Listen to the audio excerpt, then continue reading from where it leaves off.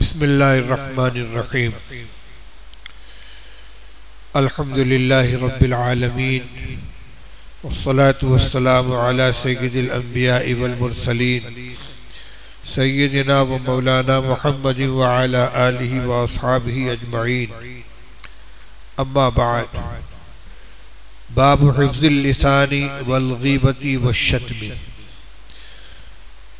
عن سہل بن سعد رضی اللہ تعالی عنہ قال قال رسول اللہ صلی اللہ علیہ وسلم من یضمن لی ما بین لحییہ وما بین رجلیہ اضمن له الجنہ رواہ البخاری وعن ابی ہریرہ رضی اللہ تعالی عنہ قال قال رسول اللہ صلی اللہ علیہ وسلم ان العبد لا يتكلم بالكلمة من رضوان الله لا يلقي لها بالا يرفع الله بها درجات وإن العبد لا يتكلم بالكلمة من سخط الله لا يلقي لها بالا يهوي بها في جهنم رواه البخاري وفي رواية لهما يهوي بها في النار أبعد ما بين المشرق والمغرب او کما قال رسول اللہ صلی اللہ علیہ وسلم۔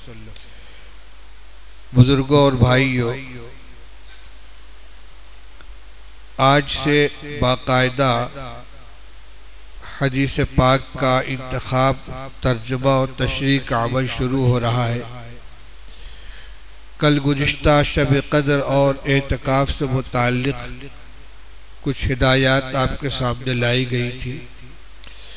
آج کے درس کے لیے جو عنوان منتخب کیا ہے مشکات شریف سے، وہ ہے باب حفظ اللسان والغیبت والشتم، زبان کی حفاظت کرنا اور غیبت کا بیان اور گالی دینے کا بیان۔ اس باب کو امام صاحب کتاب نے 1 2 3 4 5 6 صفحات کے اوپر پھیلایا ہے۔ مشکات شریف روایات کا انتخاب ہے، مصابیح السنہ خود انتخاب ہے، اس میں کچھ اضافہ کیا ہے صاحب مشکات نے۔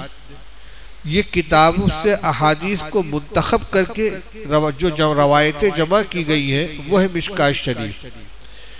اب آپ ذرا یہ غور کیجئے کہ اتنے بڑے سائز کی کتاب میں 5 صفحات میں صرف روایات کا انتخاب موجود ہے، جس میں زبان کی حفاظت سے متعلق نبی کریم صلی اللہ علیہ وسلم کے ارشادات نقل کیے گئے ہیں۔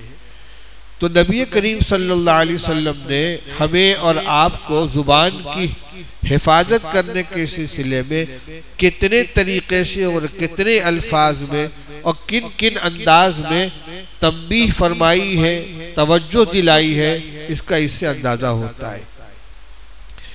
زبان کا فتنہ انسانی اعضاء کے اندر تمام فتنوں سے بڑھا ہوا ہے، بہت بڑا فتنہ ہے زبان کا۔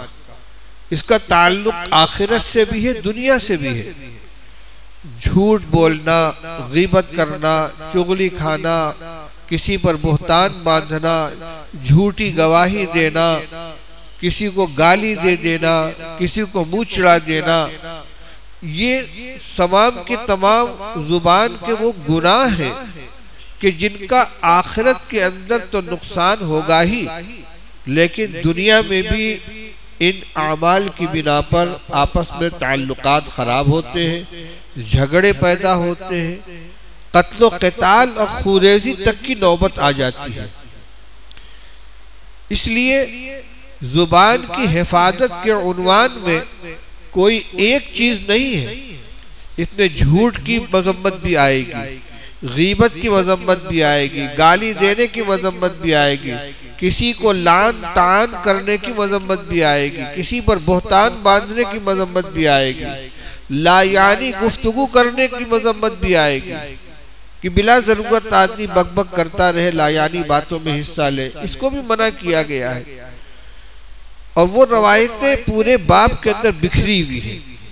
اس لیے ساری روایتیں تو نہیں لیکن کچھ روایتوں کا ترجمہ آپ کے سامنے پیش کر رہا ہوں، اور مقصد یہ ہے کہ ہمارے معاشرے میں جس میں ہم سب رہتے ہیں، زندگی گزارتے ہیں، زبان کے سلسلے میں جتنی بے احتیاطی پائی جاتی ہے اس کی ہلاکت خیزی سے ہم واقف ہوں۔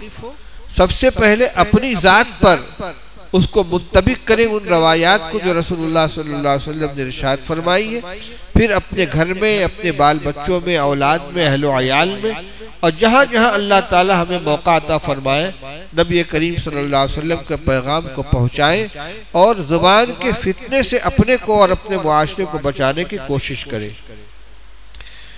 پہلی روایت جو میں نے پڑھی ہے، حضرت نبی کریم صلی اللہ علیہ وسلم ارشاد فرماتے ہیں کہ جو شخص مجھ کو ان دو اعضاء کی ضمانت دے دے گا جو دو جبڑوں کے درمیان ہے اور جو دونوں پیروں کے درمیان ہے، میں اس کو جنت کی ضمانت دیتا ہوں۔ جنت کی ضمانت معمولی بات نہیں ہے۔ اللہ کے رسول صلی اللہ علیہ وسلم فرماتے میں گارنٹی دیتا ہوں کہ اس کو جنت ملے گی۔ کس کو؟ جو مجھے دو چیزوں کی ضمانت دے دے کہ ان کا غلط استعمال نہیں کرے گا۔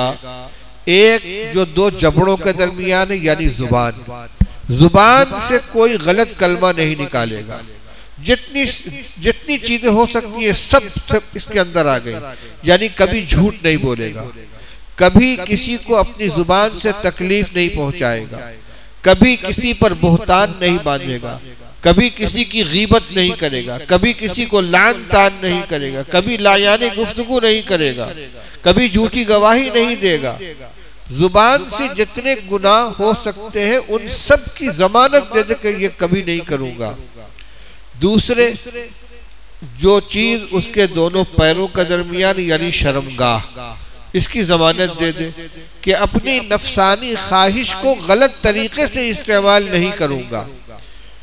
یہ بھی ایک جامع لفظ ہے، اس میں زنا بھی آ جاتی ہے، بدفعلی بھی آ جاتی ہے، جلق جس کو مشت زنی کہتے ہیں، نوجوان اپنے ہاتھ کے ذریعے اپنی خواہش پوری کرتے ہیں، یہ بھی اس میں آ جاتا ہے۔ پھر زنا کے جتنے مقدمات ہیں، بد نظری، غلط تصورات، اپنے قدموں سے کہیں غلط جگہ پر اپنی خواہش پوری کرنے کے لیے جانا، ہاتھ بڑھانا، یہ سب زنا میں شامل ہے۔ چنانچہ حدیث میں فرمایا گیا کہ العینان تزنیان وزناہما النظر، آنکھیں بھی زنا کرتی ہیں، ان کا زنا کیا ہے؟ نامحرم کو دیکھنا۔ والرجلان تزنیان وزناہما المشی، دونوں پیر بھی زنا کرتے ہیں، ان کا زنا چل کر جانا ہے۔ والیدان تزنیان وزناہما البطش، ہاتھ بھی زنا کرتے ہیں، ان کا زنا کسی نامحرم کو ہاتھ لگانا ہے۔ والفرج یصدق ذالک او یکذب، یہ تو سب مقدمات ہیں۔ پھر شرمگاہ ان سارے مقدمات کی تصدیق کر دیتی ہے، یعنی عملی طور سے زنا میں مبتلا کر دیتی ہے، یا جھٹلا دیتی ہے یعنی عمل زنا سے بچا دیتی ہے، روک دیتی ہے۔ تو یہ مقدمات بھی سب زنا کے اندر آتے ہیں۔ تو شرمگاہ کی حفاظت کا مطلب یہ ہوا کہ زنا سے بھی اپنے کو بچائے، اس کی ضمانت دے دے، اور زنا کے جتنے مقدمات ہیں، پیش خیمے ہیں، نگاہ کا غلط استعمال، کان کا غلط استعمال، ان سب کی بھی حفاظت کی ضمانت دے دے۔ آپ فرماتے ہیں میں اس کو جنت کی ضمانت دیتا ہوں۔ دوسری روایت ہے حضرت ابو ہریرہ رضی اللہ تعالیٰ عنہ کی کہ نبی کریم صلی اللہ علیہ وسلم نے ارشاد فرمایا ان العبد لا يتكلم بالكلمة من رضوان الله لا يلقي لها بالا يرفع الله بها درجات، کوئی بندہ اللہ کی رضامندی والی کوئی بات زبان سے نکالتا ہے اور اس کو کوئی اہمیت نہیں دیتا، ایسے ہی روا روی میں کوئی بات کہہ دی لیکن وہ بات اللہ کو پسند آ گئی اور اس کی کوئی اہمیت بھی اس کے دل میں نہیں کہ میں نے بڑی خاص بات کہہ دی ہے۔ فرماتے ہیں کہ یرفع اللہ بہا درجات، اللہ تعالیٰ اس ایک کلمے کی برکت سے اس بندے کے درجات کو بلند فرما دیتے ہیں۔ وَإِنَّ الْعَبْدَ لَيَتَكَلَّمُ بِالْكَلِمَةِ مِنْ سَخَطِ اللَّهِ لَا يُلْقِي لَهَا بَالًا يَهْوِي بِهَا فِي نَارٍ فِي جَهَنَّمَ اور کوئی بندہ زبان سے اللہ کی ناراضگی والی کوئی بات زبان نکال دیتا ہے جس کی طرف کوئی توجہ نہیں ہوتی کہ میں نے کیا کہا ہے، معمولی سی بات سمجھتا ہے اس کو، لیکن ہوتا کیا ہے، فرماتے ہیں کہ یہوی بہا فی ناری جہنم، وہ اس کی وجہ سے جہنم کے آگ میں داخل کر دیا جائے، یہوی بہا فی جہنم۔ ایک کلمہ زبان سے بے احتیاطی کا نکلا ہے، یہ روایت ہے بخاری کی، اور بخاری و مسلم کی ایک روایت میں یہ ہے کہ یہوی بہا فی ناری ابعد ما بین المشرق والمغرب، جہنم میں اس ایک کلمے کی وجہ سے اتنی گہرائی میں ڈال دیا جاتا ہے جتنا فاصلہ آسمان و زمین کے درمیان ہے، جتنا فاصلہ مشرق و مغرب کے درمیان ہے، انتہائی مشرق اور انتہائی مغرب کے درمیان جو فاصلہ ہے اتنی گہرائی کے اندر جہنم میں ڈال دیا جاتا ہے۔ بات سمجھ میں آئی بات؟ یعنی ہر بات زبان سے نکالنے سے پہلے سوچنا چاہیے کہ کہیں یہ اللہ کو ناراض کرنے والی بات تو نہیں ہے، معمولی سے ایک کلمہ جس کی طرف توجہ بھی نہیں، احتیاط بھی نہیں، میں نے کیا کہہ دیا، میں نے کون سی بڑی بات کہہ دی، اگر کوئی توجہ بھی دلائے کہ میں نے کیا کہہ دیا، گالی بگدی کوئی الزام لگا دیا، اس کے نزدیک اس کو کوئی اہمیت ہی نہیں ہے۔ وعن عبداللہ بن مسعود رضی اللہ تعالیٰ عنہ قال قال رسول اللہ صلی اللہ علیہ وسلم سباب المسلم فسوق وقتالہ کفر متفق علیہ۔ عبداللہ بن مسعود رضی اللہ تعالیٰ عنہ کی روایت ہے کہ رسول اللہ صلی اللہ علیہ وسلم نے ارشاد فرمایا کہ مومن کو گالی دینا فسوق ہے، یعنی مسلمان کو گالی دینے والا فاسق ہو جاتا ہے، کافر کے نیچے درجہ ہے فاسق کا، جس کی گواہی قبول نہیں ہوتی، جو جہنم میں جانے کا مستحق ہو جاتا ہے۔ تو مسلمان کو گالی دینا فسوق ہے، فاسق بنا دینے والا عمل ہے۔ وَقِتَالُهُ كُفْرٌ، اور مسلمان سے قتال کرنا، اس پر حملہ کرنا، اس کی جان لینے کی کوشش کرنا، یہ کفر ہے۔ یہ مسلمان کا کام ہی نہیں کہ ایک مسلمان دوسرے مسلمان کے خلاف قتال کرے اور اس کو مسلمان ہونے کی بنا پر اس سے لڑائی کرے۔ تو اس میں سباب کا جو لفظ آیا گالی دینا، یہ زبان کا عمل ہے، اس کو فسوق قرار دیا گیا۔ بعض لوگ کسی کو کافر کہہ دیتے ہیں، آج کل تو بڑا سستا ہو گیا کافر کہہ دینا، سن لیجئے اس کی کیا حقیقت ہے۔ وعن ابن عمر رضی اللہ تعالیٰ عنہ قال قال رسول اللہ صلی اللہ علیہ وسلم ایما رجل قال لأخیہ کافر فقد باء بها احدہما متفق علیہ۔ رسول اللہ صلی اللہ علیہ وسلم نے فرمایا کہ جو شخص بھی اپنے بھائی کو کافر کہے گا تو ان دونوں میں سے ایک اس کو ضرور لے کر لوٹے گا۔ کیا مطلب ہوا؟ جس کو کافر کہا ہے اگر وہ واقعی کافر ہے تو یہ جملہ جا کر اس پر فٹ ہو جائے گا، اور اگر وہ کافر نہیں ہے مسلمان ہے اور اس کو کافر کہا تو یہ خود کافر ہو جائے گا۔ کیوں؟ اس لیے کہ اس نے ایمان کو کفر سمجھا ہے، اور ایمان کو کفر سمجھنا یہ خود کفر ہے، وہ مومن ہے اور اس کو یہ کافر کہہ رہا ہے، اس کا مطلب ہوا کہ یہ اسلام کو کفر سمجھ رہا ہے، تو اسلام کو کفر سمجھنے والا ایمان سے خارج۔ یہی مضمون دوسری روایت میں فرمایا گیا، عن ابی ذر رضی اللہ تعالیٰ عنہ قال قال رسول اللہ صلی اللہ علیہ وسلم لا یرمی رجل رجلا بالفسوق ولا یرمیہ بالکفر الا ارتدت علیہ ان لم یکن صاحبہ کذالک، رواہ البخاری۔ ابو ذر رضی اللہ عنہ فرماتے کہ رسول اللہ صلی اللہ علیہ وسلم نے فرمایا کہ کوئی شخص اگر کسی دوسرے کو فاسق ہونے کا الزام لگاتا ہے، تو فاسق ہو، تو فاسق آدمی، تو فاجر آدمی ہو، یا کسی کو کافر ہونے کا الزام لگاتا ہے، تو اگر وہ واقعی ایسا نہیں ہے تو یہ لوٹ کر کہنے والے کے اوپر آ جائے گی، یعنی جس کو فاسق کہا ہے وہ فاسق نہیں ہے تو کہنے والا فاسق ہو جائے گا، جس کو کافر کہا ہے وہ کافر نہیں ہے تو کہنے والا کافر ہو جائے گا۔ یہ روایت بخاری شریف کی۔ یہی مضمون دوسری روایت میں بخاری و مسلم کے اندر ان الفاظ کے اندر آیا کہ من دعا رجلا بالکفر او قال عدو اللہ ولیس کذالک الا حار علیہ، جس نے کسی شخص کو کافر کہہ کر یا اللہ کا دشمن کہہ کر پکارا اور وہ واقعی ویسا نہیں ہے تو یہ لوٹ کر اسی کے اوپر آ جائے گا۔ اگر فرض کر لیجئے وہ کافر ہے ہی تو کیا ضرورت ہے کہ ہم اس کو کافر کہیں؟ اگر وہ فاسق ہے ہی تو کیا فرض ہے ہمارا کہ ہم ہر فاسق کو فاسق کہیں، ہر کافر کو کافر کہیں؟ وہ اپنے عمل کے ذمہ دار ہے. ہم اپنی زبان کیوں خراب کرو، اتنے خطرے کے اندر کیوں ڈالیں اپنے آپ کو؟ عن انس و ابی ہریرہ رضی اللہ تعالی عنہ ان رسول اللہ صلی اللہ علیہ وسلم قال المستبان ما قالا فعل البادی ما لم یعتد المظلوم. رواہ مسلم. دو آدمی جو آپس میں ایک دوسرے کو گالم گلوچ کر رہے ہو، برا بھلا کہہ رہے ہو، اس کی ذمہ داری اس شخص پر ہوتی ہے جو آغاز کرنے والا، شروع کرنے والا ہے، جب تک کہ جواب دینے والا آگے نہ بڑھ جائے. اس کا مطلب یہ کہ برابر کا بدلہ دینے کی گنجائش ہے. اس نے کہا تم چور ہو، اس نے کہا تم چور ہو، اس نے کہا تم بے ایمان ہو، کہا تم بے ایمان ہو. اس نے اس کو چور کہا، اس نے اس کو چور کہہ دیا، اس نے اس کو بے ایمان کہا، اس نے اس کو بے ایمان کہہ دیا. اتنے تک ہے تو ذمہ داری پہلے شخص کے اوپر ہے. لیکن اگر اس نے ایک قدم اور آگے بڑھ کر کہ تم چور ہو، تم چور، تمہارے باپ چور، اب مسئلہ الٹ کے چلا گیا اس کی طرف، اس لیے کہ یہ برابر کا بدلہ نہیں ہوا. برابر تک کی غصہ، انسان کو غصہ آتا ہے نا، ایک تھپڑ کسی نے مارا تو معاف کر دینا بہت بڑی بات ہے، لیکن اتنے ہی زور سے ایک تھپڑ مارنے کی شریعت نے اجازت دی ہے، یہ برابر ہے. اور لیکن اس سے زیادہ اگر مار دیا تو وہ ظالم کہلائے گا دوسرا والا. ہاں. عن حذیفہ رضی اللہ تعالیٰ عنہ قال سمعت رسول اللہ صلی اللہ علیہ وسلم یقول لا يدخل الجنة قطات متفق علیہ. فرمایا حذیفہ رضی اللہ تعالیٰ عنہ فرماتے کہ میں نے رسول اللہ صلی اللہ علیہ وسلم کو یہ فرماتے ہوئے سنا کہ سخنچی آدمی جنت میں داخل نہیں ہوگا. سخنچی کون ہے؟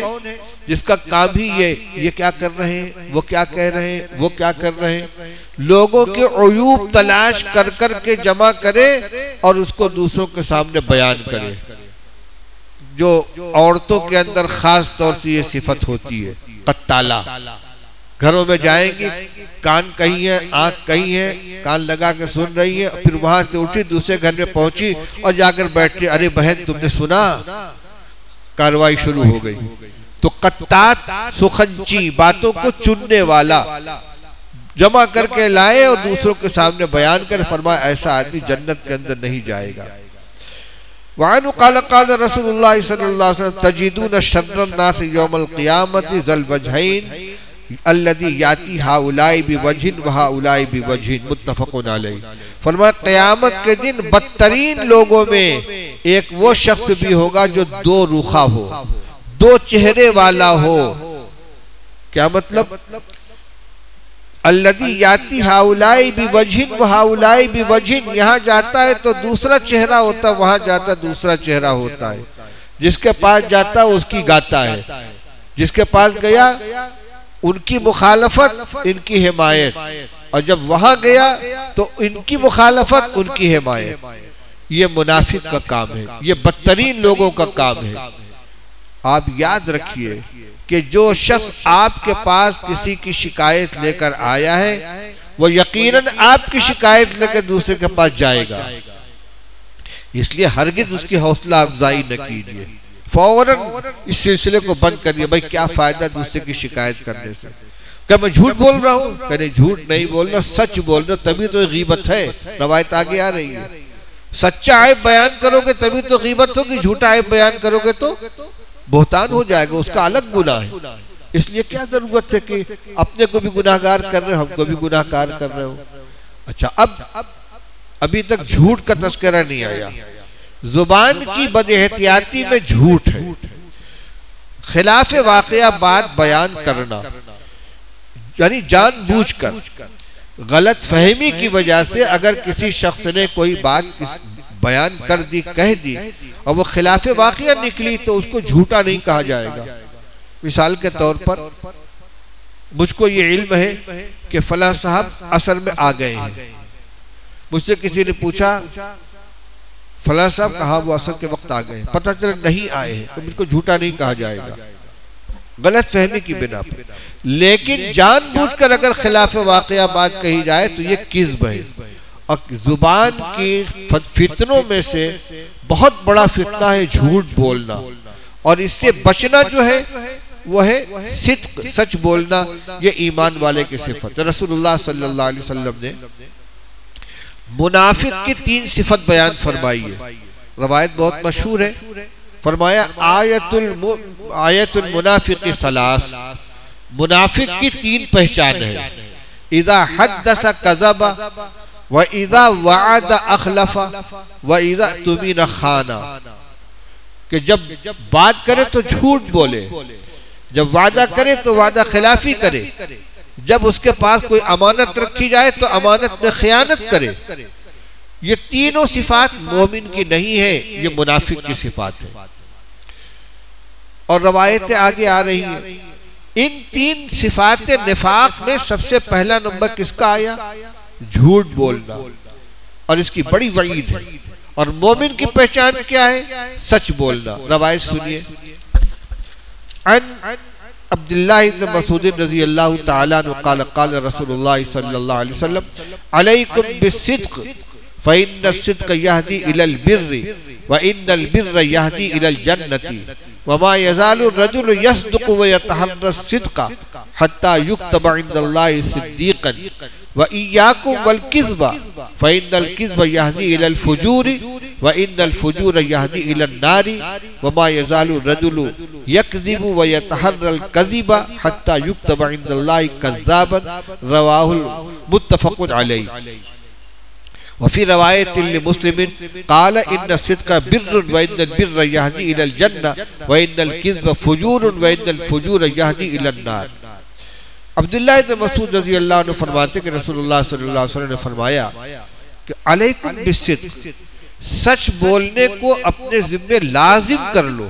سچ ہی بولیں گے، کچھ بھی ہو جائے جھوٹ نہیں بولیں گے، جھوٹ نہیں بولیں گے. سچ بولنے کو لازم پکڑو. کیوں؟ اس لیے کہ سچ نیکی کا راستہ بتلاتا ہے اور نیکی جنت تک لے جاتی ہے. اور آدمی برابر سچ بولتا ہے اور سچ ہی بولنے کی کوشش کرتا ہے، یہاں تک کہ اللہ تعالیٰ کے یہاں اس کا نام صدیق لکھ دیا جاتا ہے. بڑا سچا آدمی، اللہ تعالیٰ کے یہاں اس کا نام صدیق کی حیثیت سے درج ہو جاتا ہے. اور وَإِيَّاكُمْ وَالْكِذْبَ، اور جھوٹ سے بالکل بچنا، جھوٹ سے بہت پرہیز کرنا. کیوں؟ اس لیے کہ جھوٹ فجور کی رہنمائی کرتا ہے. جیسے سچ نیکی کی رہنمائی کرتا ہے، جھوٹ بدی کی رہنمائی کرتا ہے، گناہ کی رہنمائی کرتا ہے، گناہ تک پہنچاتا ہے. کہتے ہیں کہ ایک جھوٹ کو سچ ثابت کرنے کے لیے 99 جھوٹ بولنا پڑتا ہے. ایک بات اگر آدمی غلط بول دے، جھوٹ بول دے، اب اس پر جتنے سوالات کیے جائیں گے سب اس کو جھوٹ بولنا پڑے گا. فلاں جگہ گئے تھے؟ ہاں گیا تھا. گیا نہیں تھا. کئے بجے گئے تھے؟ اب ایک جھوٹ بولے گا. کیسے گئے تھے؟ پیدل گئے تھے کہ سواری سے؟ اب ایک جھوٹ بولے گا. وہاں گئے تو کتنی دیر رہے؟ اب ایک جھوٹ بولے گا. کس سے ملاقات ہوئی؟ اب ایک جھوٹ بولے گا. ایک جھوٹ بولنے کے بعد 10 جھوٹ بولنا پڑتا ہے، جھوٹ کا انبار اکٹھا ہو جاتا ہے. اب پہلے ہی اگر کہہ دے نہیں میں نہیں گیا تھا، سچ بول دیا، اب کوئی جھوٹ نہیں بولنا پڑے گا. غلطی کا اعتراف کر لیا لیکن جھوٹ سے بچ گیا. فرمایا کہ جھوٹ گناہ کا راستہ بتاتا ہے اور گناہ جہنم میں لے جاتا ہے. اور آدمی برابر جھوٹ بولتا رہتا ہے اور جھوٹ بولنے کے مواقع تلاش کرتا ہے. کب موقع ملے اور پھلجڑی چھوڑو. یہاں تک کہ اللہ تعالیٰ کے یہاں اس کا نام کذاب لکھ دیا جاتا ہے. جیسے سچ بولنے والے کا اللہ کے یہاں نام صدیق رکھ دیا جاتا ہے، اس کا نام کذاب رکھ دیا جاتا ہے کہ بڑا پکا جھوٹا ہے. جب اللہ تعالیٰ کے یہاں آسمان پر اس کا نام کذاب رکھ دیا گیا تو جھوٹ تو جہنم میں لے جانے والا ہے. اس کا انجام کیا ہوگا؟ روایت سے ظاہر ہے. عن ام کلثوم رضی اللہ تعالیٰ عنہ قال قال رسول اللہ صلی اللہ علیہ وسلم لیس الکذاب الذی یصلح بین الناس ویقول خیرا وینمی خیرا. ام کلثوم فرماتی ہیں، یہ تابعی ہے، عقبہ بنت ابی معیط کی صاحبزادی ہیں. یہ کہتی ہے کہ رسول اللہ صلی اللہ علیہ وسلم نے فرمایا کہ وہ شخص جھوٹا نہیں کہلائے گا جو لوگوں کے درمیان صلح کراتا ہو اور بھلی بات بولتا ہو اور بھلی بات پہنچاتا ہو. یعنی بعض مواقع پر جھوٹ بولنے کی گنجائش ہے جہاں نیک مقصد ہو. دو بھائیوں میں بول چال بند ہے, ایک دوسرے کی صورت دیکھنے کے لیے تیار نہیں. اب کسی کے دل میں یہ ہمدردی پیدا ہوئی کہ بھائی ان کا اختلاف ختم ہونا چاہیے, یہ قطع تعلق کیے ہوئے دونوں گناہگار ہو رہے ہیں. وہ کوشش کرتا ہے ان کے درمیان جا کر بات چیت شروع کرتا ہے, بھائی صلح کر لو, میرے سامنے نام مت لیجئے اس کا, ارے بھائی تمہارا بھائی میرے سامنے نام مت لیجئے اس کا. یہ طریقہ اختیار کرتا ہے تو کامیابی نہیں ملتی. تو اب وہ اس کے پاس گیا کہ بھائی تم بڑے بھائی ہو, تمہارا چھوٹا بھائی بڑا شرمندہ ہے, تم سے ملنا چاہتا ہے, معافی مانگنا چاہتا ہے, لیکن شرم معلوم ہو رہی, حجاب محسوس ہو رہا ہے. اس کے بعد اس کے پاس گئے, ارے دیکھو تمہارا بڑا بھائی بڑا ہو کر جھکنے کے لیے تیار ہے, معافی مانگتا ہے, کہتا ہے کہ مجھ سے اتنے دن سے سگے بھائی کو چھوڑ رکھا ہے, مناسب نہیں ہے, چلو جو ہوا ہوا ختم ہوا, اب ہم لوگ کو ملنا چاہیے, لیکن حجاب معلوم ہوتا ہے. ایک دفعہ ان سے کہا, ایک دفعہ ان سے کہا, اس کے بعد کہتا اچھا ایک کام کرو, میں اپنے یہاں دونوں کو بلاتا ہوں, دونوں میرے یہاں آ جاؤ, اور میں ابھی پہلے کچھ نہیں بس سلام کر کے مصافحہ کر لو اور اپنے معاملات کو ختم کرو. کچھ بھی نہیں ہے حقیقت کے اعتبار, یعنی خیرن چغلی کھا رہا ہے جھوٹ صلح کرنے کے لیے. بات تو اثر کرتی ہے, اس کے دل میں بھی بات آ گئی, اس کے دل میں بھی بات آ گئی, اور اس کے بعد دونوں کو ایک وقت پر اپنے گھر بلا لیا. اب دونوں نظر جھکائے ہوئے آئے ہیں, اور بھائی صاحب السلام علیکم. وعلیکم السلام. تو کہا سنا معاف کرنا, اب ٹھیک ہے بات ہو گئی. جھکی ادھر نظر جنگ جو بھی, نکل گئی دل کی آرزو بھی, بڑا مزہ اس ملاپ میں ہے جو صلح ہو جائے جنگ ہو کر. تو فرماتے ہیں کہ اگر صلح کرانے کے لیے جھوٹ بولا ہے تو اس کو جھوٹ کا گناہ نہیں ہوگا. یہ جھوٹ تو ہے لیکن بقدر ضرورت, خامخواہ کے لیے نہیں. جتنے سے کام چل سکتا ہو اتنی غلط بیانی کر کے اگر دو آدمی کے درمیان صلح کرا دے تو اس کو جھوٹ کا گناہ نہیں ہوگا. اسی طریقے سے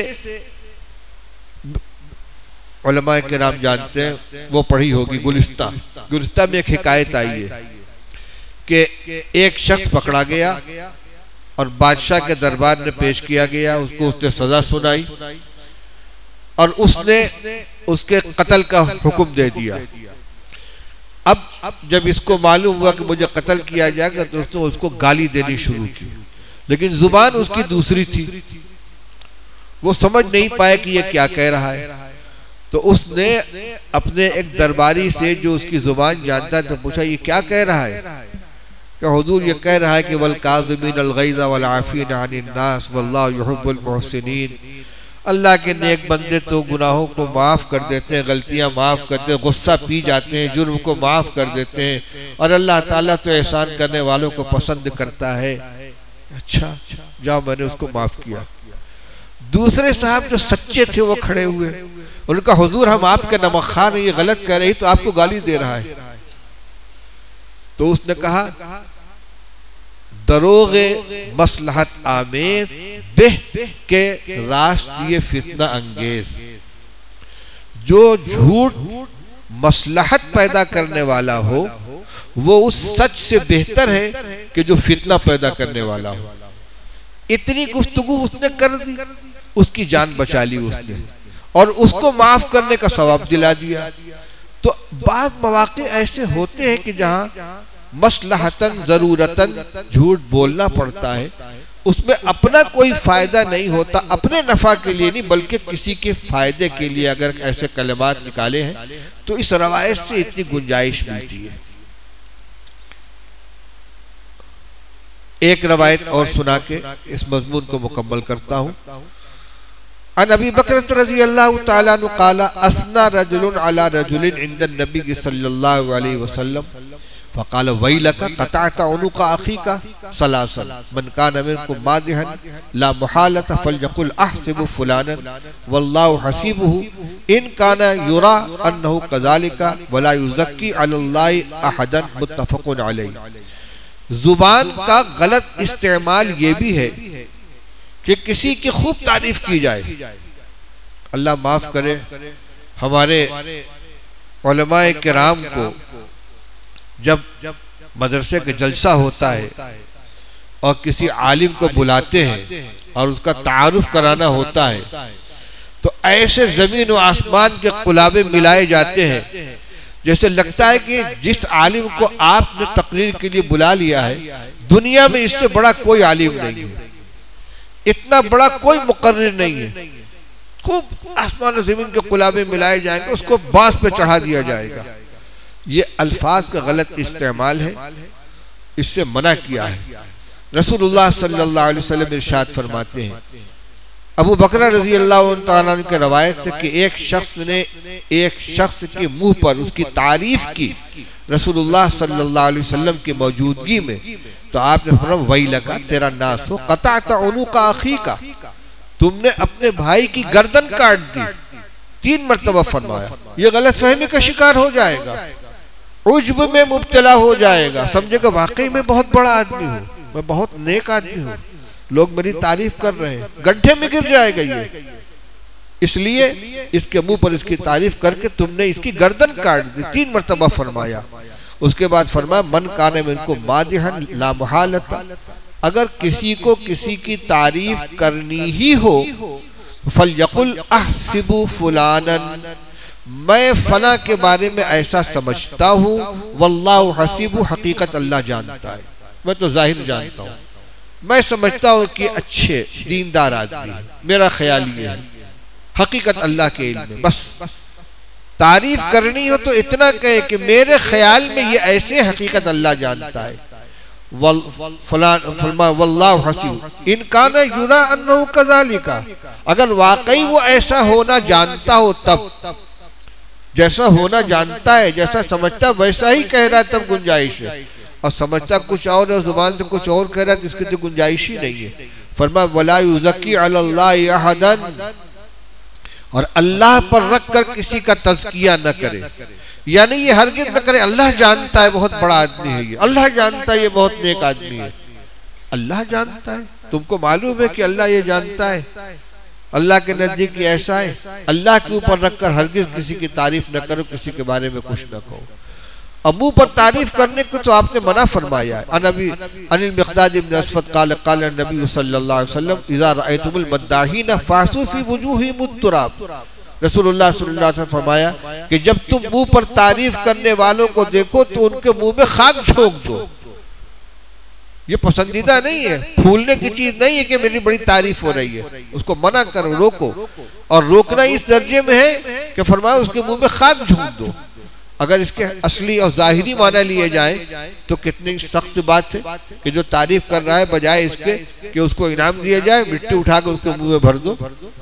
اس لیے زبان کے فتنوں میں ایک فتنہ یہ بھی ہے، بلا تحقیق کے کسی کی تعریف کرنا اور حقیقت سے زیادہ کسی کی تعریف کرنا، تو یہ زبان کی بے احتیاطیوں کے اندر شامل ہے۔ ابھی چند چیزیں ہمارے سامنے آئیں زبان کی بے احتیاطی کے سلسلے میں، جھوٹ بولنا، گالی دینا، کسی پر الزام لگانا فاسق ہونے کا، کافر ہونے کا، یہ تو برائی کے اعتبار سے ہوا، اور کسی کی حد سے زیادہ تعریف کرنا، یہ سارے کے سارے زبان کے غلط استعمال ہے۔ یہ مضمون ایک دن میں پورا نہیں ہوگا، اور میں چاہتا ہوں کہ یہ جتنا اہم مسئلہ ہے ہمارے سامنے تفصیل کے ساتھ آ جائے تاکہ اس کے ہر پہلو سے ہم واقف ہو جائیں اور اس کے مطابق عمل کرنے کی کوشش کریں۔ اللہ تعالی ہمیں توفیق نصیب فرمائے۔ دعا فرما لیں۔ اللہم صلی علی سیدنا مولانا محمد وآلہ وصحبہ وبارک وسلم۔ ربنا آتنا فی الدنیا حسنۃ وفی الآخرۃ حسنۃ وقنا عذاب النار۔ اللهم حبب إلينا الإيمان وزينه في قلوبنا وكره إلينا الكفر والفسوق والعصيان واجعلنا من الراشدين. اللهم إنا نسألك العفو والعافية والمعافاة الدائمة في الدنيا والآخرة. اللهم إنا نسألك الهدى والتقى والعفاف والغنى.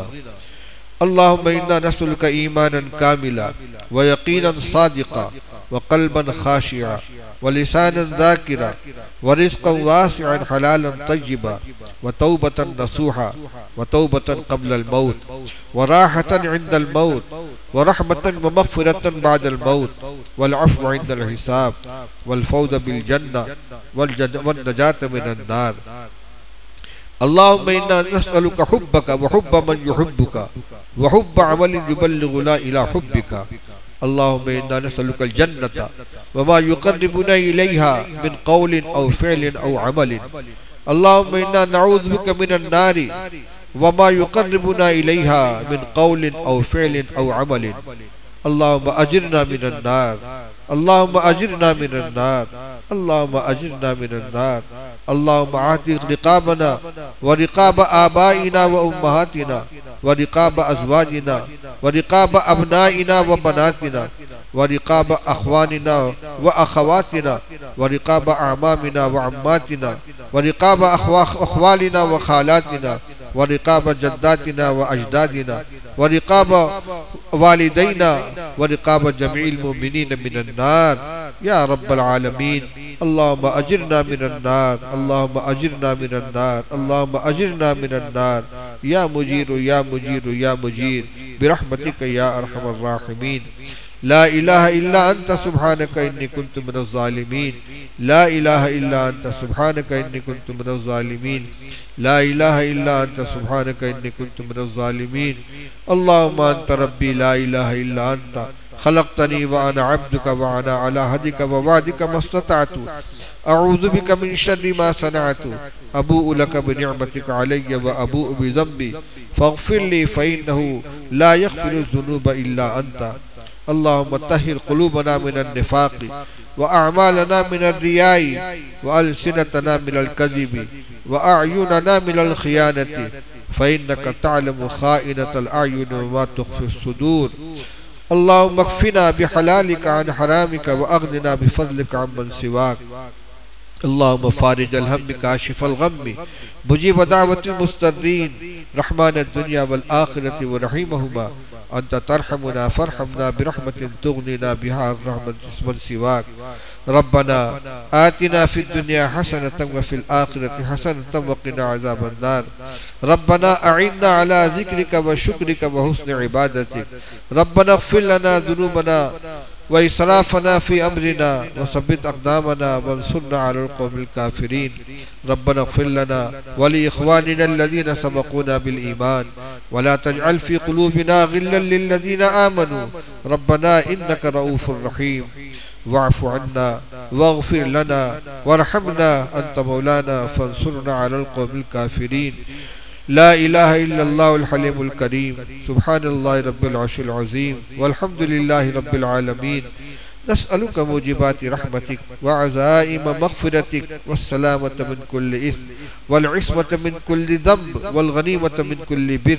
اللهم لا تدع لنا ذنبا إلا غفرت ولا هما إلا فرجت ولا ضرا إلا كشفت ولا مبتلا إلا عافيت ولا مريضا إلا شفيت ولا أسيرا إلا فككت ولا أسيرا إلا فككت ولا مدينا إلا قضيت عنه ولا حاجة من حوائج الدنيا والآخرة هي لك رضا إلا قضيتها ويسرتها يا أرحم الراحمين.